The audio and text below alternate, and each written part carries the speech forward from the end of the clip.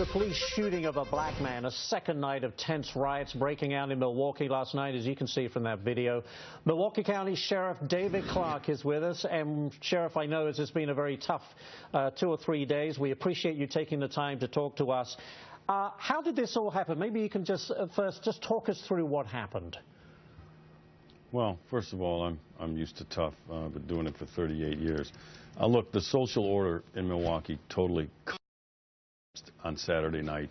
And when the social order collapsed, tribal behavior takes over. When tribal behavior takes over, the law of the jungle replaces the rule of law.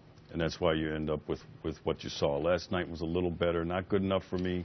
I won't be satisfied until these creeps crawl back into their holes so that the good law-abiding people that live in the Milwaukee ghetto can return to at least a calm quality of life.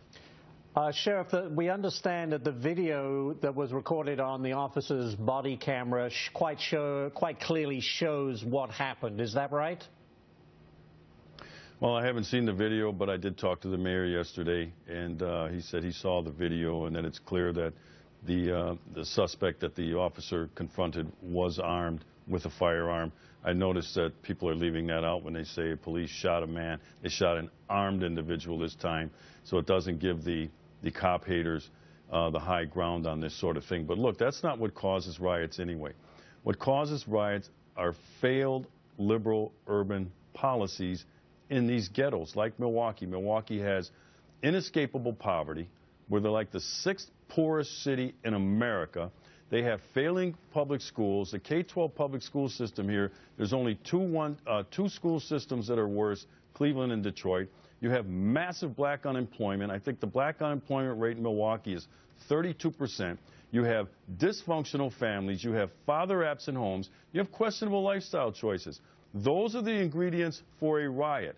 And then a police shooting comes along and just acts as an igniter to an already volatile situation. Now, look, between Friday night and Saturday, 4 people were murdered in 9 separate shootings, and these same creeps, we didn't hear a peep from them, but all of a sudden, a law enforcement officer, fearing for his life reasonably, is confronted by an armed individual, and these people who exploit this thing, these cop haters, want to come out and riot. This was just a situation of opportunity for people to steal, to loot, and to rabble-rouse.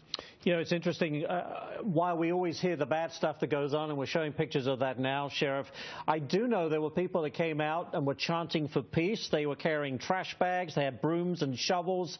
They wanted to clean up. They must be just as sick of this as you are in law enforcement. Well, those are the folks that I'm talking about, the overwhelming majority of good law-abiding people, you know, willing to pitch in. But you know what? They feel helpless at a time like this, because this, you know, like I said, this tribal behavior takes over, and then you have this upheaval and this chaos. I'm from this city. I've been here my whole life. I feel for these individuals. Yeah, they might be poor. They might be uneducated, undereducated.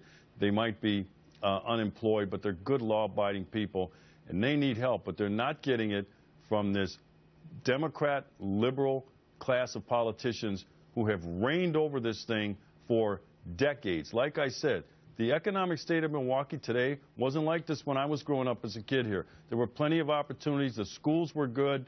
People were employed. This happened over time under their watch, pushing the growth of the welfare state. And now in Milwaukee, we have a growing underclass. And what you saw this weekend were those underclass behaviors on display.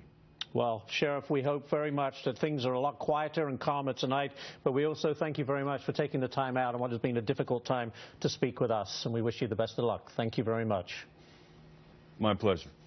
Sheriff Clarke, always right on point and very forceful with it.